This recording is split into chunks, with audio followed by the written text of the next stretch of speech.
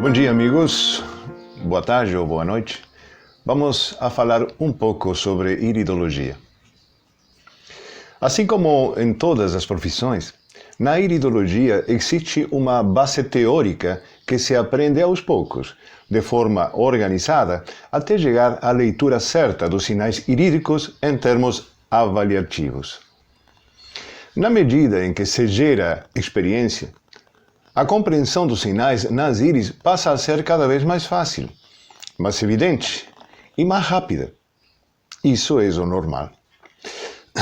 Dentro de uma sistematização dos conhecimentos básicos na iridologia, o iridólogo francês André Roux, no seu livro Introdução à Iridologia, de 1986, já ensinava a forma determinante em que o nosso organismo se relaciona com o meio ambiente, através de uma constante troca de energias que, em termos de saúde, deverá ser sempre equilibrada. Um organismo complexo, como o nosso, para ter saúde, necessita estar em equilíbrio em relação a essa troca energética, recebendo-a, produzindo-a e estocando-a de diversas formas. Sobre isto, Roux nos diz: a capacidade de recuperar e de deixar energias em reserva depende da nossa herança fundamental e da nossa disposição metabólica. Graças ao exame da íris, se pode realizar um autêntico balanço energético e determinar a importância das nossas reservas. André Roux falava de dois grandes índices de vitalidade. O primeiro tinha em conta e avaliava a qualidade e a quantidade de reserva mineral herdada, assim como as perdas destas reservas na vida do consulente. Se trata do estudo da qualidade da textura do tecido iridiano, também conhecido como estroma.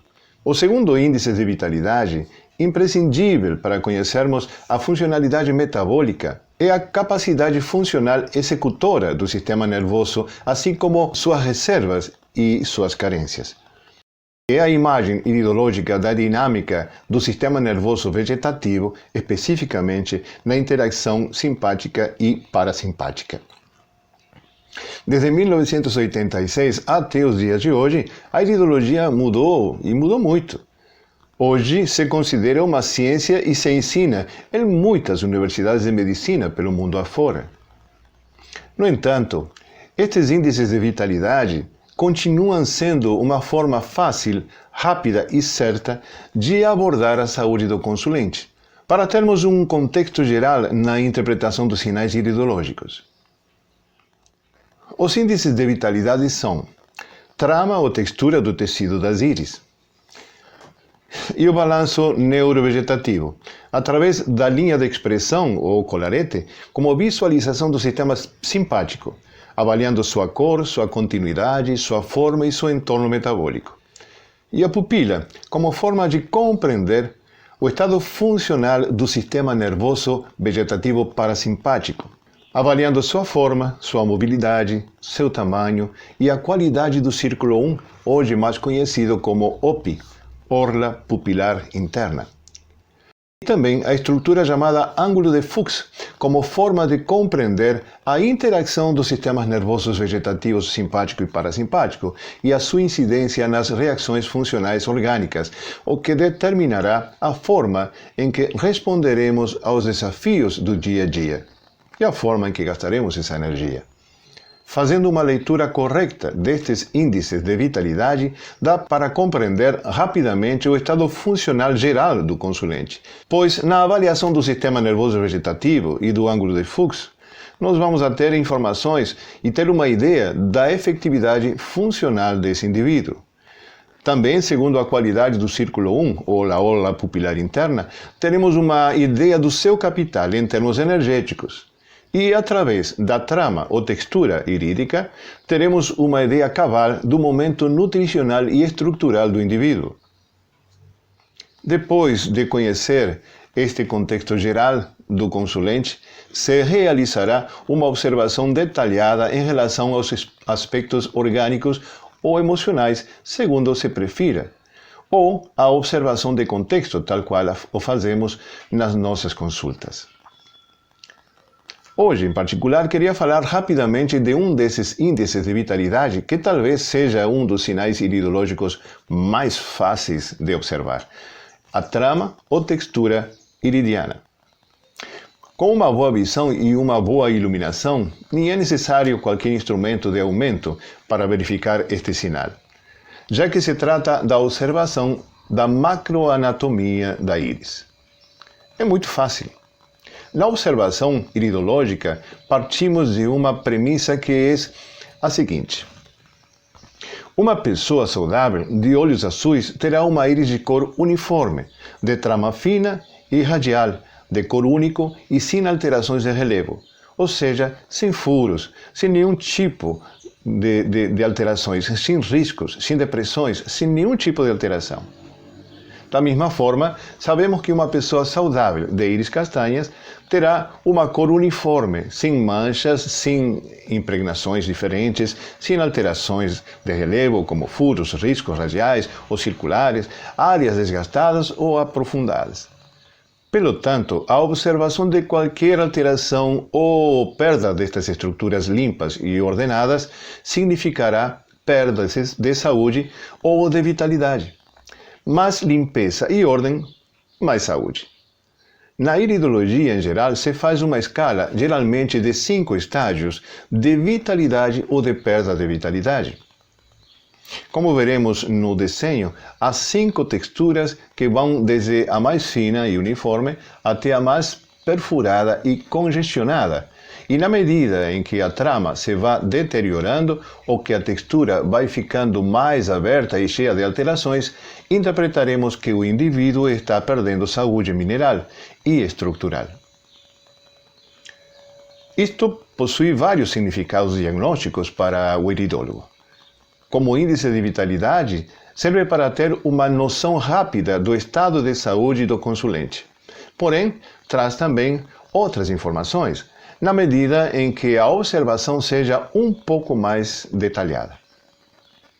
A separação de fibras, a intensidade das impregnações e alterações de cor, a acidificação ou a cronificação que se possa observar no meio de todos esses sinais, o tamanho e a forma das chamadas lagoas e criptas, a definição das formas ou até o enevoamento das mesmas por presença de acidez, do lipidismo ou do alto grau de congestão de todas essas toxinas.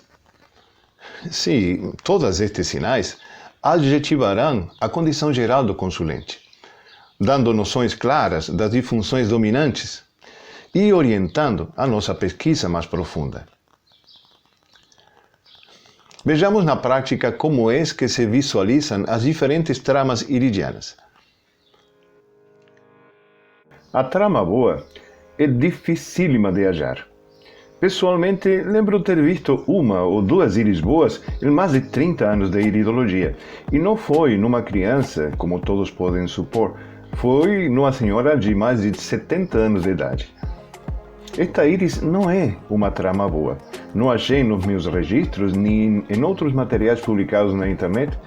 Ele apresenta raios solares e um baixo ângulo de fluxo, mas é representativa pela organização das fibras e pela cor uniforme. As tramas normais também são difíceis de achar.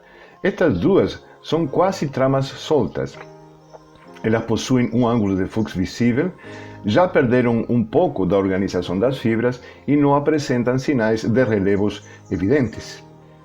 Quase podemos afirmar que achar íris com tramas soltas hoje é o que se considera normal. Há sinais de vitalidade no círculo 1, no ângulo de fluxo, na pupila, mas a trama começa a ficar mais aberta e começa a se observar sinais de relevos.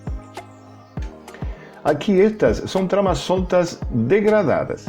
Temos que ver que as tramas não são fixas, elas podem mudar no decorrer da vida de uma pessoa. E uma trama solta pode se parecer mais a uma normal ou a uma vacuolar, segundo a quantidade de sinais, toxemia, manchas ou pelo aumento da entropia. A degradação pela toxemia, pela quantidade de sinais de relevo, pela perca de ângulo de Fuchs e pela ausência do círculo 1. É nesta íris porque não existe o ângulo de Fuchs e pela toxemia. Neste caso, pela intensa toxemia. E por último, se trata esta de uma trama solta degradada, também pela intensa toxemia. Já na trama vacular, aumentam consideravelmente os sinais de relevo e a toxemia. Os outros sinais de vitalidade continuam se degradando. Podemos ver aqui vários exemplos.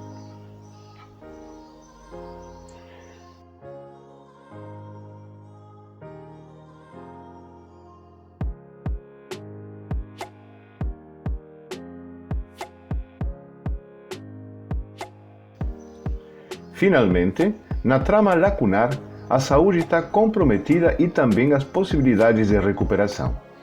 Não existe uniformidade nestas íris, a textura está totalmente alterada com uma profusão de sinais de relevo, toxemias e até de manchas, se constatando uma intensa toxemia. Desaparece o ângulo de Fuchs. Estes seriam vários exemplos dinâmicos da trama lacunar segundo André Roux. Bem, vamos a parar por aqui. Um forte abraço a todos, muita luz. Até!